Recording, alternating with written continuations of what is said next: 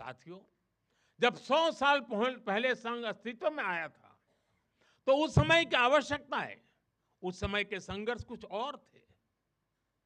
तब हमें सैकड़ों वर्षों की राजनीतिक गुलामी से मुक्ति पानी थी, अपने सांस्कृतिक मूल्यों की रक्षा करनी थी।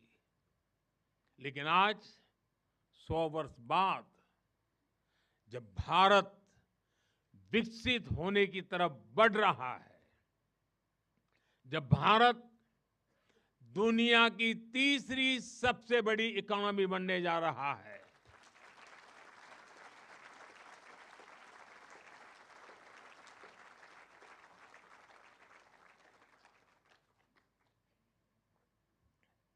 जब देश और देश का बहुत बड़ा गरीब वर्ग गरीबी को परास्त करके, गरीबी को पराजित करके आगे आ रहा है, जब हमारे युवाओं के लिए नए नए सेक्टर्स में नए अवसर बन रहे हैं, जब ग्लोबल डिप्लोमेसी से क्लाइमेट पॉलिसीज तक भारत विश्व में अपनी आवाज बुलंद कर रहा है, तब आज के समय की चुनौतियां अलग है, संघर्ष भी अलग है। दूसरे देशों पर आर्थिक निर्भरता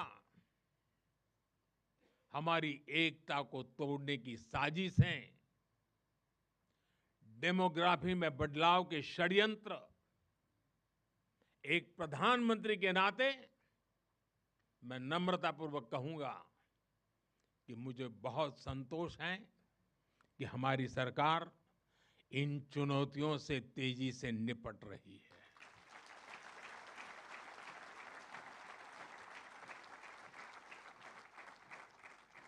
वहीं एक स्वयंसेवक के नाते मुझे ये भी खुशी है कि राष्ट्रीय स्वयंसेवक संघ ने न केवल इन चुनौतियों को पहचान की है, बल्कि इन चुनौतियों से निपटने के लिए ठोस रोड मैप भी बनाया है।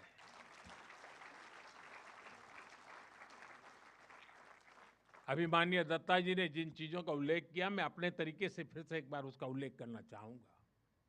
साथियों, संघ के पंच परिवर्तन, स्वबोध, सामाजिक समरसता, कुटुंब प्रबोधन, नागरिक शिष्टाचार और पर्यावरण, ये संकल्प हर स्वयंसेवक के लिए देश के समक्ष उपस्थित चुनौतियों को परास्त करने की बहुत बड़ी प्रेरणा है। साथियों, स्वबोध यानी स्वयं का बोध, स्वबोध यानी गुलामी की मानसिकता से मुक्त होकर अपनी विरासत पर गर्व करना, स्वभाषा पर गर्व करना। स्वबोध यानी स्वदेशी, आत्मनिर्भर होना। और मेरे देशवासियों, ये बात समझ के चलिए, आत्मनिर्भर ये विकल्प के तौर पर नहीं है, ये अनिवार्यता के रूप में है।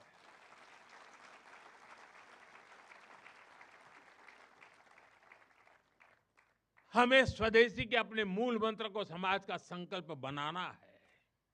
हमें वोकल फॉर लोकल के अभियान को उसकी सफलता के लिए वोकल फॉर लोकल ये हमारा निरंतर एक नई ऊर्जा प्रदान करने वाला घोषवाक्य होना चाहिए, प्रयास होना चाहिए। साथियों, संघ ने सामाजिक समरसता को हमेशा अपनी प्राथमिकता बनाए रखा है। सामाजिक समरसता यानी वंचित को वरीयता देकर सामाजिक न्याय की स्थापना करना, देश की एकता को बढ़ाना। आज राष्ट्र के सामने ऐसे संकट खड़े हो रहे हैं जो हमारी एकता, हमारी संस्कृति और हमारी सुरक्षा पर सीधा प्रहार कर रहे हैं। अलगाववादी सोच, क्षेत्रवाद, कभी जाति, कभी भाषा को लेकर विवाद, कभी बाहरी शक्तियों द्वारा भड़काई गई विभाजनकारी प्रवृत्तियां, ये सब अनगिनत चुनौतियां हमारे सामने खड़ी है। भारत की आत्मा हमेशा विविधता में एकता ही रही है। अगर इस सूत्र को तोड़ा गया तो भारत की शक्ति भी कमजोर होगी और इसलिए हमें इस सूत्र को निरंतर जीना है, उसे मजबूती देनी है। साथियों, सामाजिक समरसता को आज डेमोग्राफी में बदलाव के षड्यंत्र से, घुसपैठियों से भी बड़ी चुनौती मिल रही है। ये हमारी आंतरिक सुरक्षा और भविष्य की शांति से भी जुड़ा हुआ प्रश्न है और इसलिए मैंने लाल किले से डेमोग्राफी मिशन की घोषणा की है।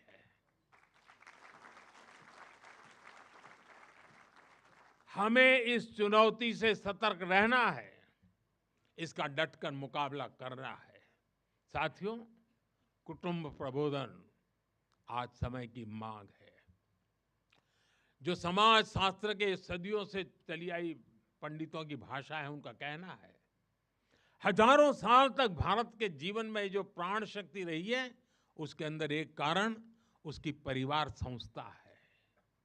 भारतीय समाज व्यवस्था की सबसे मजबूत इकाई अगर कोई है तो भारतीय समाज में पनपी हुई एक मजबूत परिवार व्यवस्था है।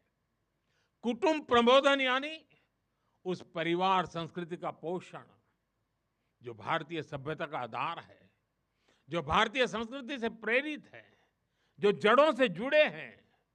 परिवार के मूल्य, बुजुर्गों का सम्मान, नारी शक्ति का आदर, नौजवानों में संस्कार, अपने परिवार के प्रति दायित्व को निभाना, उसे समझना, उस दिशा में परिवार को, समाज को जागरूक करना बहुत ही आवश्यक है। साथियों, अलग अलग कालखंड में जो भी देश आगे बढ़ा, उसमें नागरिक शिष्टाचार की बहुत बड़ी भूमिका रही है। नागरिक शिष्टाचार अर्थात कर्तव्य की भावना, नागरिक कर्तव्य का बोध हर देशवासी में हो। स्वच्छता को बढ़ावा, देश की संपत्ति का सम्मान, नियमों और कानूनों का सम्मान, हमें इसे लेकर आगे बढ़ना है। हमारे संविधान की भावना है नागरिक अपने कर्तव्यों का पालन करे। हमें संविधान की इसी भावना को निरंतर सशक्त करना है। साथियों, पर्यावरण की रक्षा वर्तमान और आने वाली पीढ़ियों के लिए बहुत जरूरी है। ये पूरी मानवता के भविष्य से जुड़ा है। हमें इकोनॉमी के साथ ही इकोलॉजी की भी चिंता करनी है। जल संरक्षण, ग्रीन एनर्जी, क्लीन एनर्जी, ये सारे अभियान इसी दिशा में है।